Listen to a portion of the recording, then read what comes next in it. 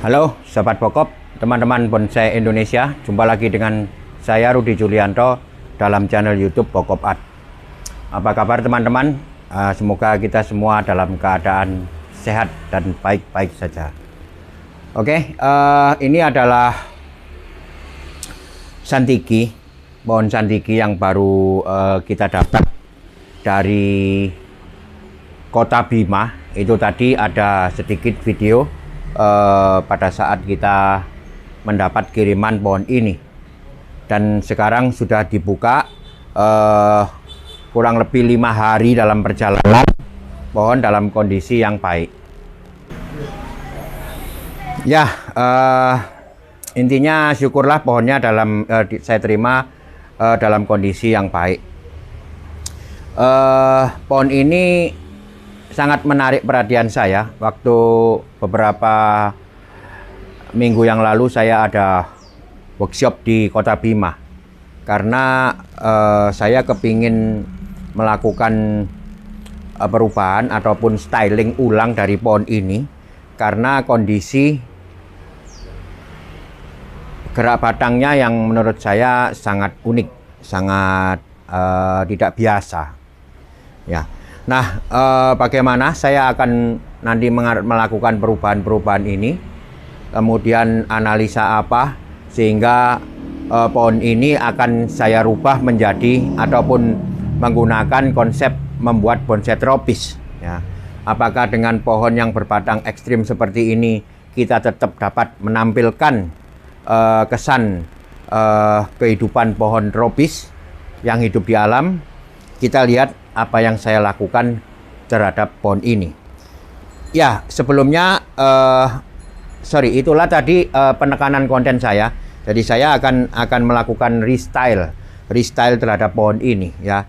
Jadi nanti akan saya jelaskan semua, sampai kemungkinan kalau ada waktu nanti kita bisa ganti potnya untuk mempresentasikan apa yang saya ingin presentasikan, sehingga nanti bisa dengan jelas diketahui, ataupun semoga bisa dilihat hasilnya langsung. Oke, sebelumnya saya kepingin pohon ini dilihat secara detail dulu kondisinya apa. Kemudian dari kondisi ini apa saja yang akan saya tangani akan kita ikuti bersama. Saya putar dulu.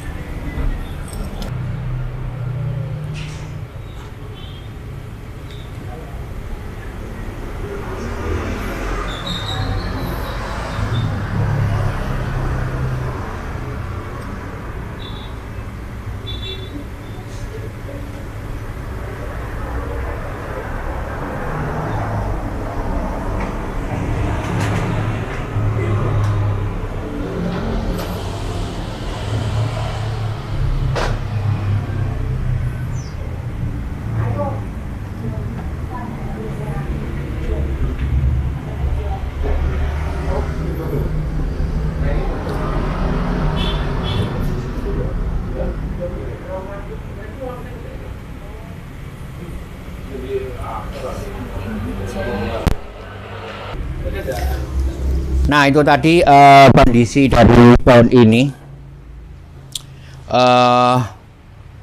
Sebelumnya saya ucapkan banyak terima kasih kepada Bapak Bambang, Wakil Ketua PPBI di Kota Bima, atas kepercayaannya kepada saya untuk melanjutkan ataupun mendesain ulang pohon ini. Pohon ini telah dijuluki oleh Pak Bambang sebelumnya dengan nama Putri Nilakanti. Ya, Putri Nilakanti adalah nama seorang putri dari anak salah satu sultan di Kerajaan Bima.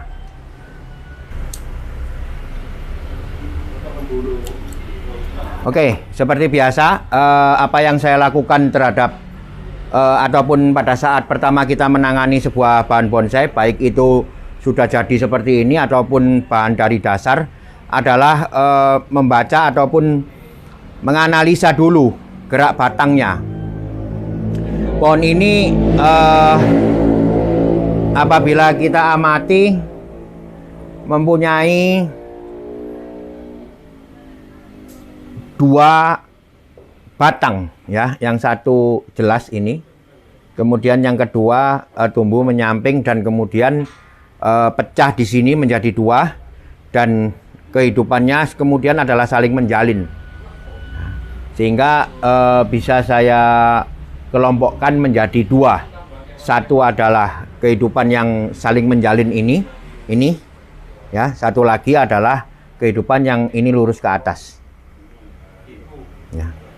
Nah, dari kondisi yang seperti ini, kita harus membuat sebuah komposisi kehidupan di mana kehidupan antara dua kehidupan ini bisa menjadi seolah-olah dalam satu sumber kehidupan. Caranya bagaimana? Caranya seperti biasa, yaitu dengan menentukan mana dari kedua batang ini yang akan menjadi batang utama.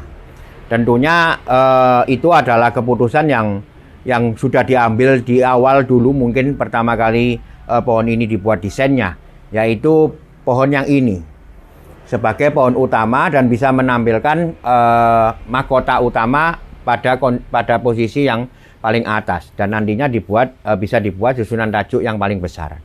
Ya, ini sudah kita ketahui susunan mahkotanya, mahkota utamanya, kemudian gerak batang utamanya juga kita sudah ketahui. Gerak batang kedua adalah yang ini, dia bercabang dua, yang satu menuju ke arah kemari, ya, ini ya. Nah, ini lebih jelas, ya, ini adalah satu cabang menuju ke arah kemari, kemudian cabang yang kedua dia menuju ke arah ini dan ini. Nah, dari cabang yang kedua juga sudah kita ketahui mana nanti yang akan menjadi mahkota yang kedua, yaitu di sebelah sini.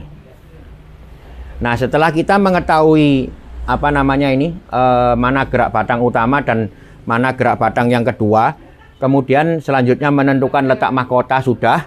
Kemudian mahkota kedua juga kita sudah tahu di mana tempatnya. Nah, yang langkah yang berikutnya adalah menentukan arah tumbuh. Nah, ini yang agak memerlukan pemikiran, teman-teman. Jadi menentukan arah tumbuh dari sebuah pohon atau sebuah bahan itu tidak ditentukan oleh gerak batangnya. Jadi misalkan gerak batang menuju ke kanan, arah tumbuhnya harus ke kanan, tidak. Arah tumbuh bisa ke kiri, bisa ke atas, ya. Jadi seperti pada pohon ini, kita bisa melihat menentukan arah tumbuh bisa dilihat dari dominasi tumbuh. Dominasi tumbuh apa? Dominasi tumbuh cabang-cabangnya. Ya. Pohon ini telah ditentukan mukanya di sini, di awal. Ya, tetapi nanti apakah kita tetap menggunakan bagian ini sebagai muka? Belum tentu. Karena apa? Karena saya harus membaca kekuatan tumbuh dulu. Kekuatan tumbuh dari pohon ini jelas terlihat dari percabangannya.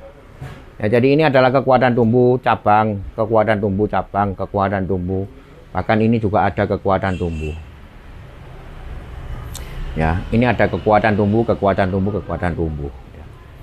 Kalau dihitung secara kasat mata volume antara tajuk-tajuk ataupun cabang-cabang yang ke kanan dan ke kiri, mana sini? Ya, ke kanan dan ke kiri itu kurang lebih hampir sama. Ya. Tetapi saya lebih menitik beratkan pada pertumbuhan yang di atas. Ya, pertumbuhan di atas jelas menunjukkan kekuatan arah tumbuh atau kekuatan tumbuh yang dominannya menuju ke arah sebelah kiri. Nah, disinilah keputusan saya buat bahwa pohon ini nantinya akan saya buat sebagai sebuah desain pohon tua yang mempunyai arah tumbuh sedikit ke arah sebelah kiri. Karena apa? Karena ini. Ya. Karena apa? Karena apabila saya menentukan arah tumbuh ke sebelah sini, ini yang nggak akan cocok. Saya harus mengurangi banyak di sini. Ya. Nggak tahu satu ini cukup atau dua ini, sehingga mahkota di sini dan arah tumbuhnya akan saya arahkan ke mari. Ya, kalau arah tumbuh saya arahkan kemari, arah mahkotanya sudah berlawanan. Kalau ini tidak saya potong. Maka apabila saya menentukan arah tumbuh kemari, ini harus saya kurangi. Nah, saya nggak mau itu. Karena apa? Karena saya tetap bisa tidak mengurangi dua kumpulan daun ini dengan menentukan arah tumbuh ke arah sebelah sana. Jadi ini kekuatan tumbuh yang menyebabkan saya harus memilih arah tumbuh ke arah sebelah sana. Mahkota tetap di sini, mahkota utama, tetapi nanti arah tumbuhnya kita tentukan ke sebelah sana. Ya, udah tahu ya. Jadi kita udah sejauh ini kita sudah mengikuti apa pola pikir saya menentukan desain dari pohon ini. Mulai dari tadi menentukan posisi, kemudian mahkota, kemudian arah tumbuh. Ya, langkah selanjutnya setelah itu semua ditentukan, kemudian kita harus berupaya untuk konsekuen terhadap keputusan kita. Yaitu pohon ini akan mempunyai sisi depan di kurang lebih sebelah sini, kemudian arah tumbuhnya akan ke sebelah sana, mahkota di sini, dan lain-lain. Itu adalah keputusan awal yang sebaiknya diambil pada saat kita pertama kali berhadapan dengan pohon. Ya, jadi setelah itu keputusan diambil, selanjutnya adalah menentukan cabangnya kemana berdasarkan apa yang telah diputuskan di awal. Ya, setelah itu tadi berarti saya sekarang gampang saja, tinggal membuat ataupun mengarahkan percabangan perantingan ini menuju ke arah tumbuh dominasinya ke sebelah kiri. Ya, seperti ini nanti akan kita kawat, kita arahkan. Bahkan ada yang kita kurangi mungkin di sebelah sini supaya di sebelah sini agak ringan. Kemudian arah tumbuhnya berkesan memang berat ke sebelah sana. Ya. Kondisi fisik lainnya yang apa namanya, yang bisa membantu penampilan atau mendramatisir penampilan dari arah tumbuh yang sudah ditentukan adalah posisi akar. Ya, akar ini meskipun ada di sebelah kanan, tetapi dia tumbuhnya mengarah ke sebelah kiri. Nah, disitulah letak indikasi kesuburan dari halaman pohon ini hidup terletak di sebelah kiri. Ya, di sini terbukti banyak sekali akar di sebelah kiri. Ini pun bergerak menuju ke kiri. Ya. Nanti pada saat penanaman pot, saya akan mengarahkan penanamannya mepet dengan bibir pot yang di sebelah sini, kemudian memberi halaman sedikit di sebelah sini. Nah, itulah simbol dari presentasi drama alam. Jadi mempresentasikan di sini adalah media yang sedikit lambang tandus, di sini adalah media banyak lambang kesuburan. Oke, saya pikir udah jelas semua ya. Konsep awal dari pohon ini mau diapakan. Sekarang saya akan langsung saja mengimplementasikan apa yang sudah saya rencanakan di awal tadi menuju ke sebuah desain. Kita ikuti prosesnya bersama, teman-teman. Ya, kondisi pohon ini sudah sangat tua. Jadi maksudnya terjadinya kematangan perantingan ini juga sudah cukup lumayan. Ini pada level 4 sandigi sudah cukup tua, teman-teman. Tetapi yang diharapkan masih nanti akan memecah lagi ke level 5. Sehingga akan lebih didapat kondisi perantingan yang benar-benar sangat tua dan kuat. Ya, ini adalah usaha saya karena memang pohonnya mungkin tidak tertangani cukup lama sehingga pemilihan cabang ranting yang mati seperti ini tidak dilakukan. Nah, ini dulu yang upaya saya pertama yang saya lakukan untuk menata ulang pohon ini. Ya, banyak sekali ranting di dalam yang mati.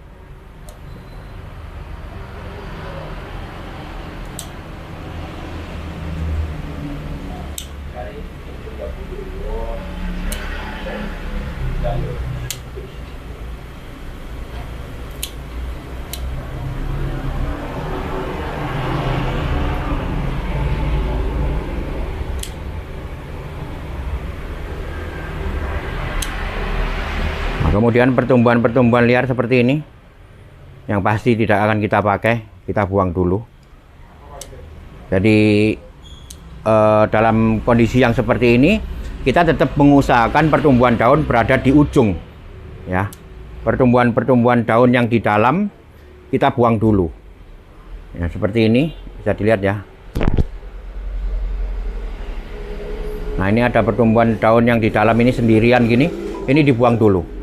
Agar apa? Agar tidak terjadi pertumbuhan akar baru.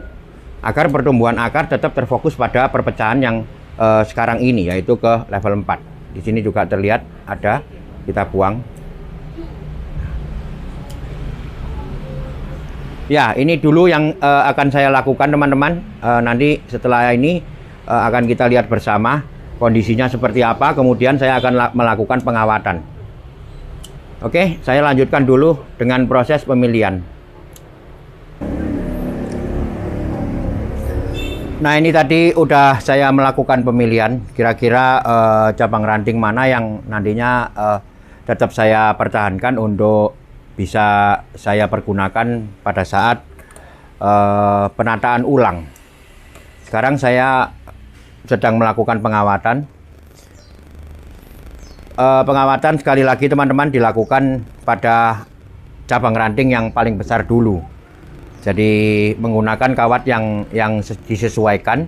Ini adalah cabang yang berukuran sangat cukup besar sehingga saya menggunakan kawat nomor 4 ya. Tetapi kelenturan dari sebenarnya ini ranting ya. Ranting ini masih ada. Jadi saya tetap memutuskan untuk melakukan pengawatan dan nantinya pengarahan. Pada pengawatan ranting yang tua seperti ini sebaiknya dilakukan sangat rapat ya, sangat rapat ke rantingnya, jadi jangan kendor ya. Ini yang kuat, yang rapat, untuk kemungkinan ditekuknya nanti jauh lebih mudah apabila kawat kita rapat.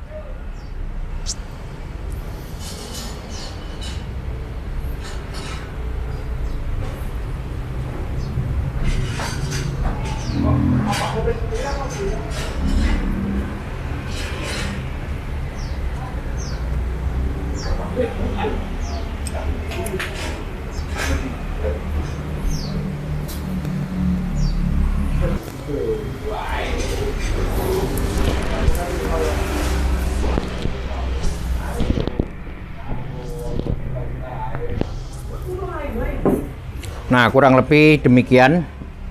Jadi ini ketat rapat ke, jangan kendor kawatnya. Jadi inilah. Nah, dengan demikian kita akan mudah sekali nanti untuk melakukan penekuan.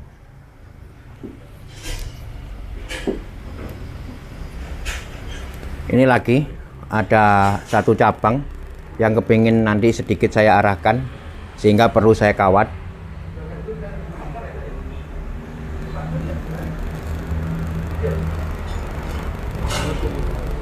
Ranting tua atau cabang tua,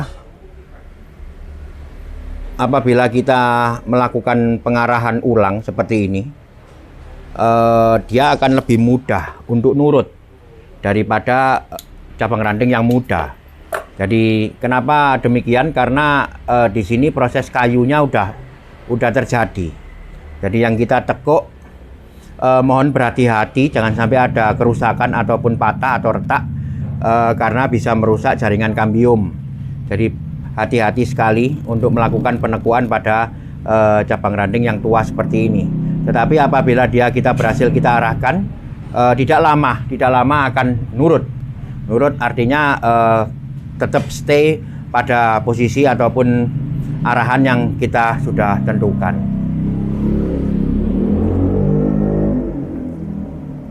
Ya, ini bisa dilihat ya, ini cabang ranting yang sangat tua. Nah, kita tetap akan arahkan dia.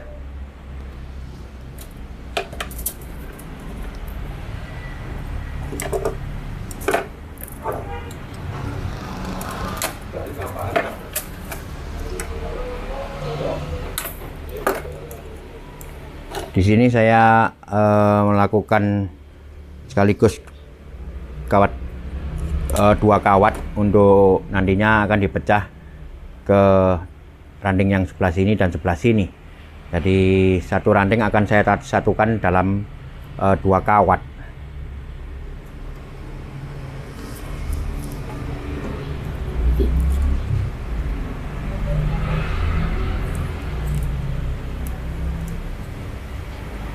Ya.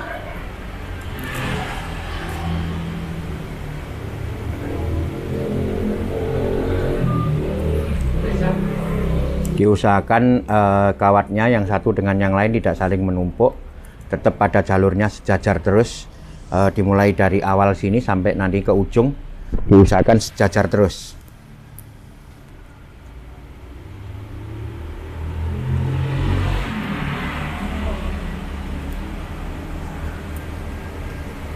Nah, sampai di persimpangannya sini kita akan bagi 2.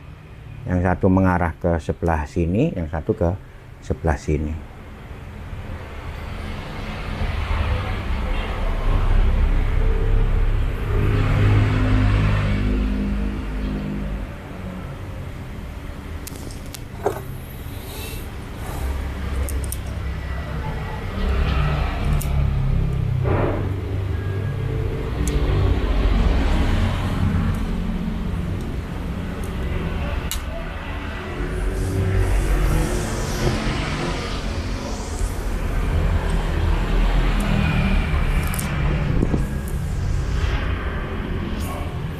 Ya, nanti selanjutnya akan digunakan kawat yang lebih kecil untuk mengawat anak rantingnya.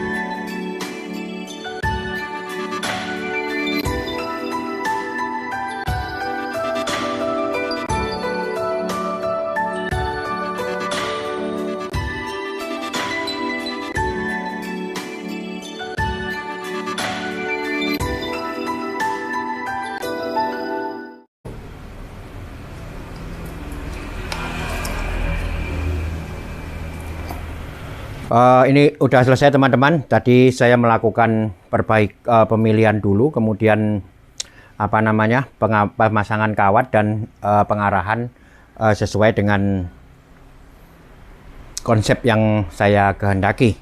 Ya, jadi sekarang pohon ini mukanya tadinya di sini. Ini sebagai depannya. Kemudian saya rubah menjadi di sini.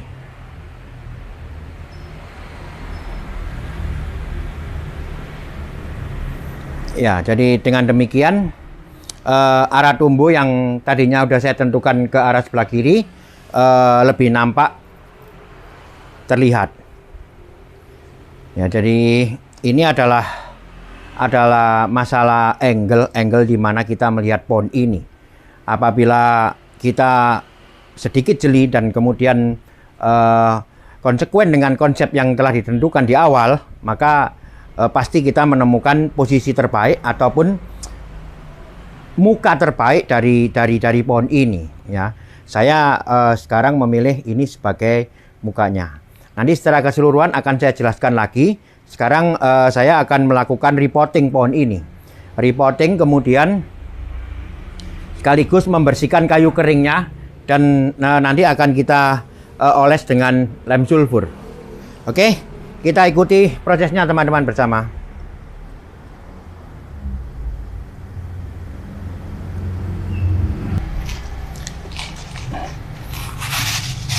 Ini kita siapkan potnya yang baru. Kemudian seperti biasa diberikan furadan dan dekastar.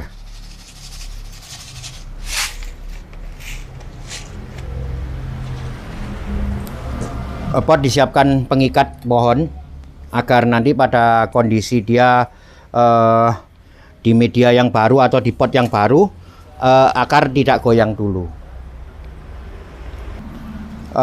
Ini kondisi pohonnya teman-teman, apa akarnya.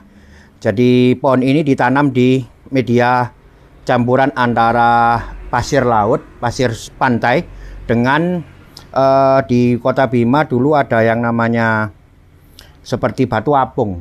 Jadi seperti kerikil-kerikil, batunya ringan sekali, warnanya coklat. Jadi saya pikir pertumbuhan akar tidak jelek, tetapi juga tidak cukup bagus. Karena ini akar terlihat jarang-jarang, kurang padat. Pemecahan akarnya juga kurang terlihat memecah. Jadi ini kondisi setelah saya hilangkan medianya, akar serabutnya tidak saya potong. Nanti akan saya lipat saja untuk masuk ke dalam pot baru.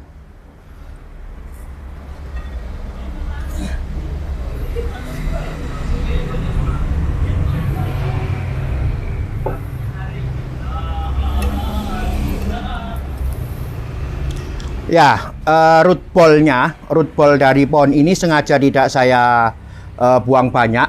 Hanya saya kurangi bagian bawahnya saja karena tadinya potnya tinggi.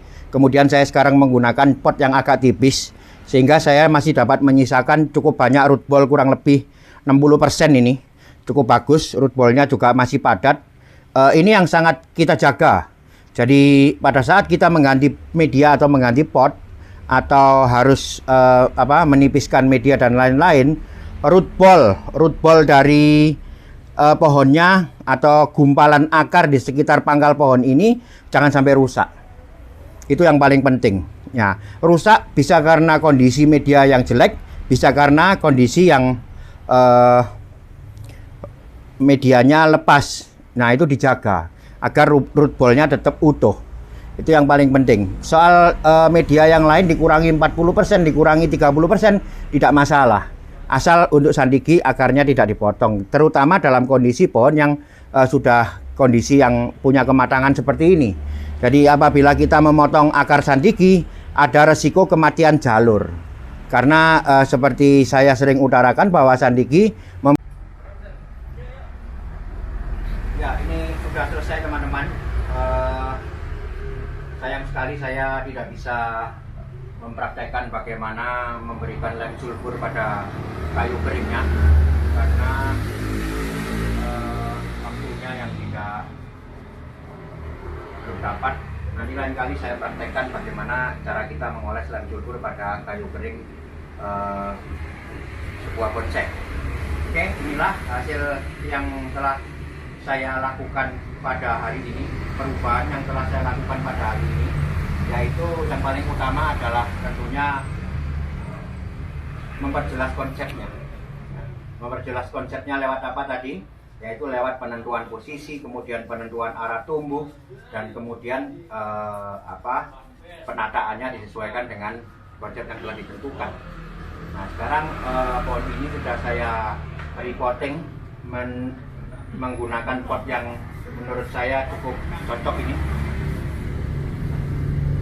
Seperti yang di depan telah saya utarakan bahwa saya akan menanam di sini mepet ke bibir pot dengan tujuan menyimpulkan di sini adanya halaman yang gersang atau tandus. Kemudian di sana saya berikan halaman yang cukup untuk menimbulkan kesuburan. Pohon ini tidak banyak perubahan atau tidak banyak perubahan fisiknya yang saya lakukan. Saya hanya memperjelas konsepnya saja. Ya, tapi sekali lagi dengan memperjelas konsep, perubahan pasti akan terasa. Perubahan pasti akan berbeda. Ya, penampilan pasti akan berbeda karena sekarang sudah memperoleh konsep yang jelas, yang apa yang kepingin saya tonjolkan sudah terlihat, apa yang kepingin saya presentasikan sudah jelas terlihat.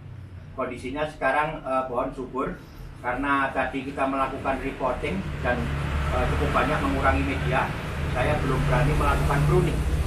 Nah, apabila ini sebenarnya saya kalau melakukan pruning, pohon akan lebih terlihat lagi, tajuk-tajuknya akan lebih jelas. Tetapi kasihan pohonnya. Saya akan menunggu sampai kurang lebih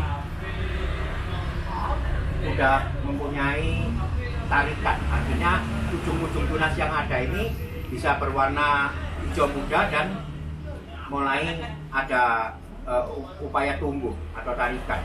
Nah, disitulah tandanya akar sudah stabil, akar sudah settle untuk siap untuk tumbuh dalam kondisi ataupun dalam media.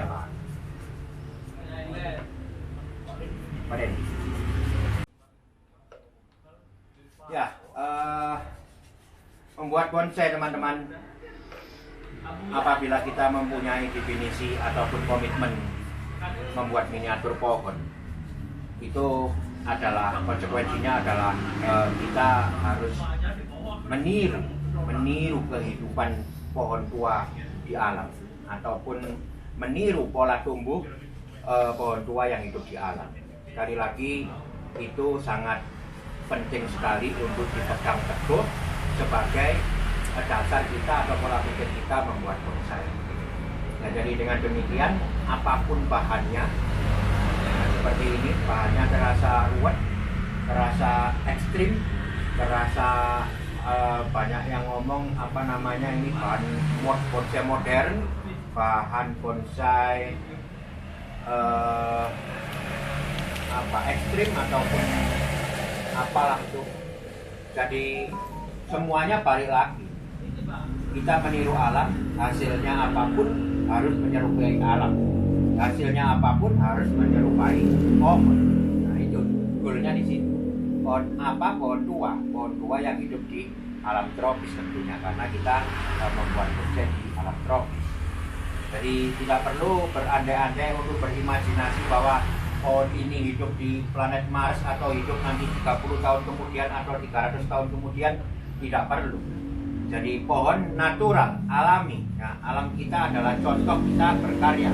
Alam kita adalah panutan ataupun istilahnya do re mi fa sol la si do nya kita berkarya. Jadi apapun yang menurut alam masuk akal, apapun yang menurut alam logis, itulah sebuah bisa diimplementasikan dalam wujud karya kita. Oke, semoga ini bermanfaat teman-teman. Saya terus akan mengupdate kondisi pohon ini setiap 2 atau 3 bulan. Nanti bagaimana kelanjutannya. Kemudian ya ini sudah pada tahap yang pembuatan tajuk teman-teman. Jadi kemungkinan kita bertemu lagi kondisi pohon ini sudah bisa mempunyai bisa mempresentasikan sebuah karakter pohon yang lebih kuat. Terima kasih telah menyimak. Tetap ikuti terus channel YouTube Kokopat untuk segala info, teknik, dan sharing saya membuat bonsai. Tetap semangat, mari kita berkarya. Karya bonsai Indonesia, konsep Robis, konsepnya kokoh. Salam kokoh.